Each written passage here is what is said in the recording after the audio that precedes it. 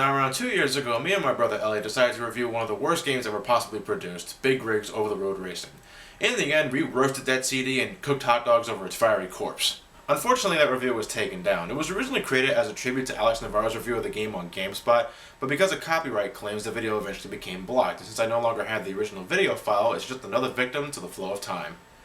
And a corrupted hard drive. Though the CD has been torched, the software still lingers in my laptop's hard drive like a homeless bum waiting to get kicked out of a convenience store. So let's get this bastard out of my house once and for all. This is my review of Big Rig's Over-the-Road Racing. Nuts without me, you're nuts. Elliot, what are you doing here?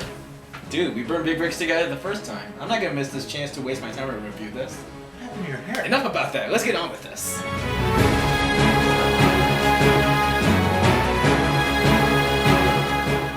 Around the year 2000, a company named Stellarstone released a game called Taxi Racer. Never heard of it? Neither have I, but from the YouTube footage I've seen, it's probably something you shouldn't even torrent.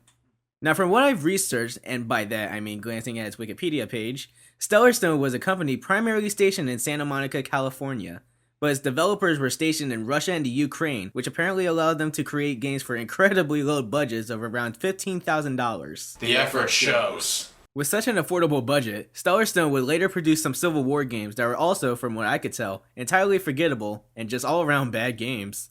Not wanting to take the hint, Stellarstone decided to give the whole video game thing another whirl by producing Big Rig's Over-the-Road Racing, a racing game that lets you control over 18 wheels of thunder as you deliver illegal cargo to your destination, all while avoiding the police as they attempt to stop your progression. Lies! Fucking lies! John, relax. The game hasn't even started yet. Well, let's take a look. Here's the menu. Yeah, we don't even get any sort of trademark, fine print, or an opening introduction. We just go straight to the menu. By choosing custom race, we can select one of 4 trucks. Thunderbolt, Mega One, and oh god, really, who gives a fuck? It's all cosmetic anyway, because every single truck controls exactly the same.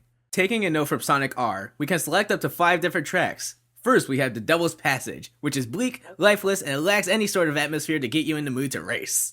Then there's Devil's Passage 2, which is just like the first Devil's Passage, only in the dark! This game has balls! Next up is the Forgotten Road 1. There's no Forgotten Road 2, so what's with the number? Anyway, it's boring. Yeah, so the name fits. After that, we have Night Ride, which, oh look at that, it causes the game to crash. Well then, on to the last stage, Small Town Road, which... Oh, for God's sakes, why are we even wasting our time? Each and every single stage in this game is absolute shit from an aesthetical viewpoint. The graphics are horrible, the textures are bleak, it's just not pretty to look at. But if that wasn't enough, the entire game itself is the poster boy for incomplete games. Elliot mentioned earlier that your objective is to deliver cargo to your destination while racing your opponent and avoiding police. Well, there is no cargo, there is no police, and there's certainly no opponent to race.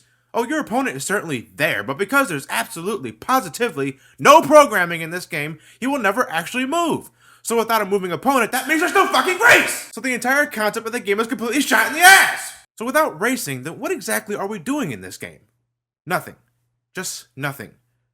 You use the arrow keys to move, and with it you can show off just how incredible your Big Rig is. Not only is the truck not affected by any sort of terrain, no matter how steep, it can also pass through fucking objects. Obstacles? Not a problem. Just watch your truck pass through everything like an unwanted kidney stone. Bridges? Pff, fuck that. We're gonna go under that bitch and show just how badass your truck is. Shit, why stop at bridges? Who needs the map? Your truck is also the pinnacle of interdimensional travel. Just keep going in one direction and you'll eventually travel out of the game's boundary, an endless void of nothingness that X-Step himself will call paradise! And just to seal the deal, in case those features didn't make you want to buy the game yet, your truck can also reach speeds transcending the speed of light while in reverse!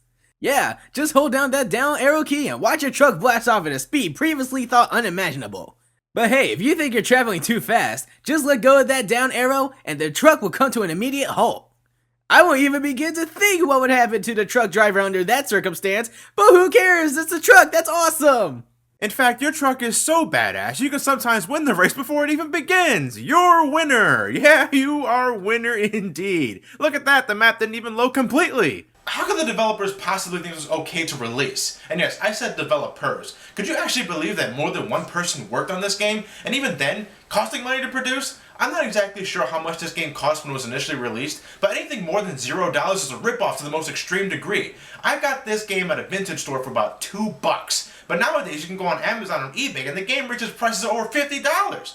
$50? Really? Superman 64 doesn't even reach those prices nowadays, and it's miles better than this game. How's that phone, by the way?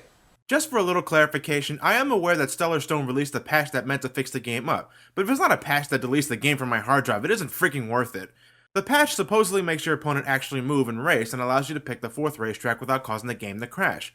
Problem is, it doesn't fucking work. At least, not on my computer. My opponent still doesn't move, and choosing the 4th track still causes the game to crash. Even then, I heard that even with the patch working correctly, the opponent still comes to a complete halt before crossing the finish line, and the 4th track is simply a mirrored version of Devil's Passage, because we could always use a 3rd Devil's Passage. And if you're wondering why there's absolutely no sound other than our voices, it's because this game has no sound. Period. No sound effects, no background music, nothing. There's nothing! Big Rigs Over the Road Racing is often considered to be one of the worst games of all time, but looking back, can it even be considered a game? I find it more appalling that this piece of shit actually was given the green light and cost money to play. I mean, it was 2003, we already got games like Mario Kart Double Dash and F-Zero GX. I mean, what did the developers think when they were releasing this game? Why did they think it was okay that it was considered playable? It raves my mind trying to find an answer, but I think we wasted enough time with this game already.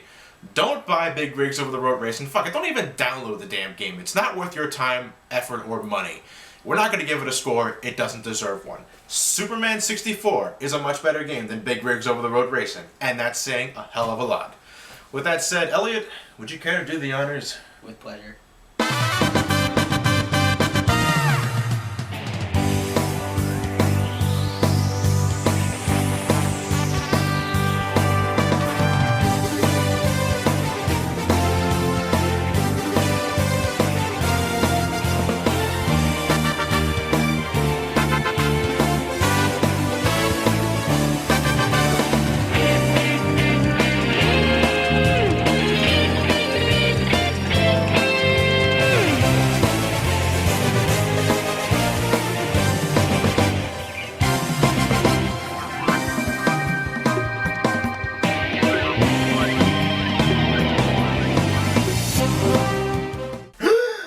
This game has balls.